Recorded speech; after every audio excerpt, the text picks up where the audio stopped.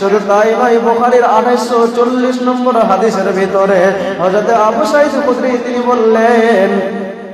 যে আমি রাসূলের মুখ থেকে বলতে শুনেছি, আমি বিশ্বনবীর মুখ থেকে বলতে শুনেছি রে, কোন ব্যক্তি যদি আল্লাহকে খুশি করার আশায়, আল্লাহকে সন্তুষ্ট করার আশায় একটা সিয়াম রাখে, একটা রোজা রাখে রে,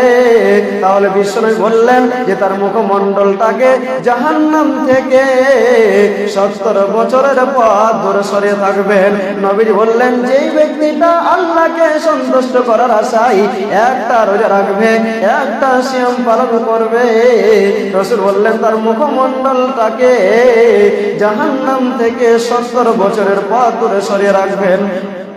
বন্ধুরে আমার, তাহলে একবার কি ভেবেছেন আল্লাহর সন্তুষ্টি করার জন্য যদি একটা সিয়াম রেখে যদি আল্লাহ আমাকে আপনাকে জাহান্নাম থেকে 70 বছরের পথ দূরে সরিয়ে রাখেন, তাহলে প্রায় 8 বলে 30টি সিয়াম রয়েছে। তাহলে আমাকে আপনাকে নিশ্চয়ই আল্লাহ